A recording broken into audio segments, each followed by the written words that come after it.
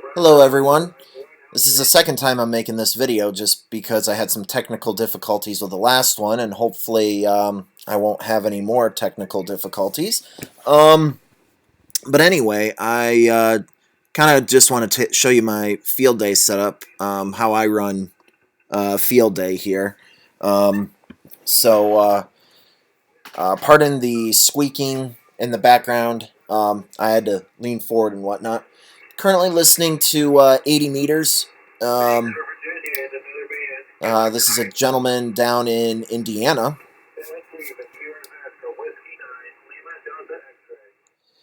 So I'll go ahead and turn that down here. I just made contact with him, so that was cool. Bit of a struggle. The band is kind of up and down. I do have to say, though, today that the conditions have been pretty good, at least on 20, 40, and 80.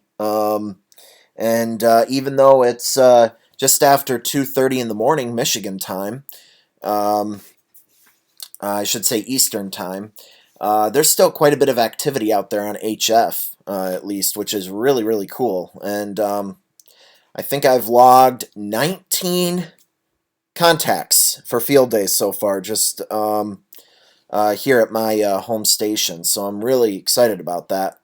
But anyway, enough about that. I'll kind of show you my setup here and what I do, at least computer-wise and whatnot. So I always have a band plan up on my screen for reference, so I make sure I don't transmit in areas where I'm not supposed to. I am a general license holder, so anything in yellow for me here is free game.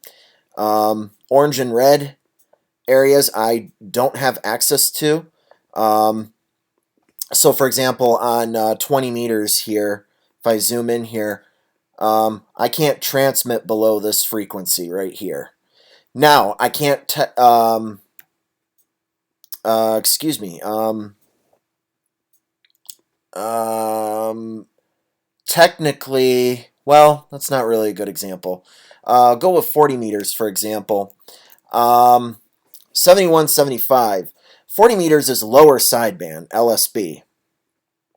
And I can't transmit on this frequency because of a lower sideband.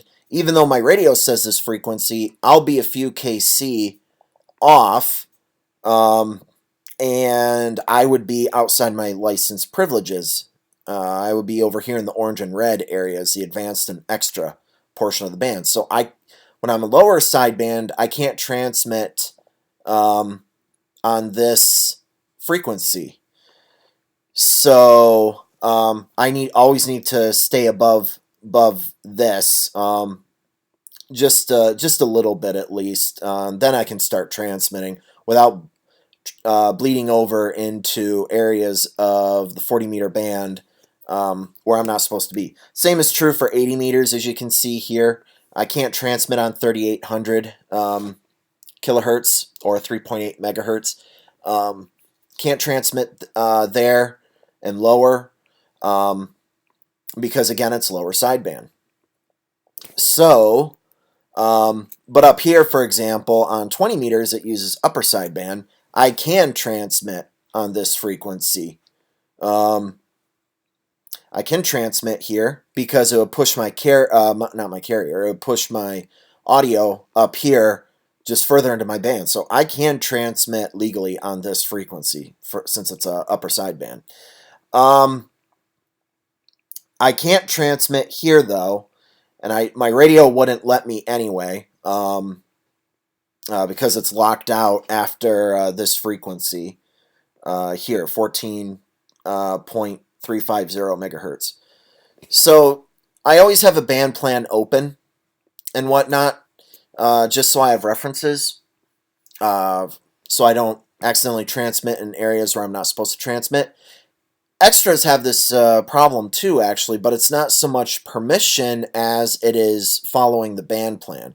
So, for example, here, if we look at, we'll say 40 meters here.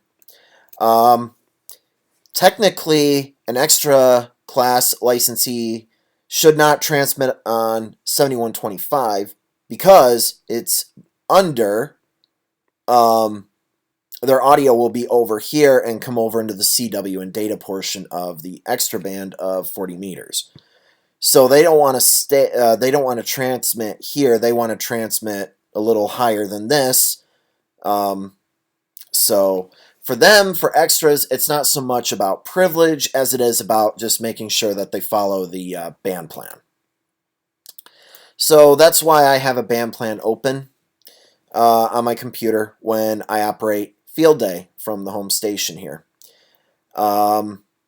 So now, then what I do is I use Ham Radio Deluxe for rig control. And as you can see, this is the frequency I'm on. You can see that I'm in lower sideband. I'll go ahead and turn that down. So this is what I'm listening to right now. This is the frequency I made contact on with a gentleman in Indiana, so that was pretty cool. So this is what I use for the rig control, and I also use this to monitor power outputs and things like that. Kind of make some fine adjustments to the radio to help pull out the weak signals and whatnot. Has already come in handy tonight for some QSOs or contacts. Now, Ham Radio Deluxe is a sweet software suite, is what I'm trying to say. Incorporates a logbook, a satellite tracker, digital modes for like PSK 31. Oh boy, I forget all of the different digital modes that you can operate on the DM 780, Digital Master 780 portion of the suite. I don't use it very much. I haven't quite figured it out yet with my particular radio and setup, so I don't use this one very much. Logbook I use extensively, and I keep that open right here, and this is always open, and these are my Field Day contacts so far.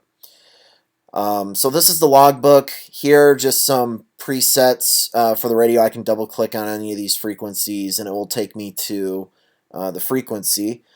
These are ones that I have made here. One is for the Maritime Intercontinental Net, which is on 14.300 megahertz. And then this is the Upper Peninsula Net frequency, which meets on 80 meters. I think it's 3.921 megahertz, something like that. So I have those two programmed in here, but my radio also has internal memories and whatnot, which is cool. So this is the logbook portion.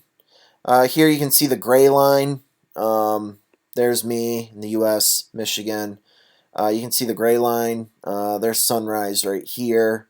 So it's this sunrise is this leaving Africa right now. And as you can see, here's local time. It's almost 3 in the morning, and I plan on being up longer. And this is a DX cluster. Now, for Field Day, you really shouldn't be using a cluster, and I don't. I don't utilize this at all. But when I'm just trying to locate people to talk to or whatnot, I always I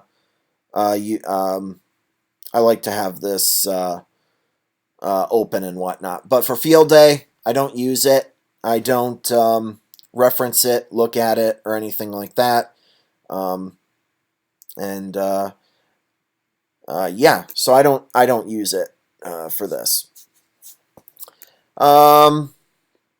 These are just some. You can see what's happening right now. This is set for 40 meters, so I'm kind of in the wrong band here. These are different call signs and whatnot. I could set this to 80 meters where I am, and I can do that right there. There we go. Now I'm on 80 meters, and we can see here, there's me, there's where I am, and we can see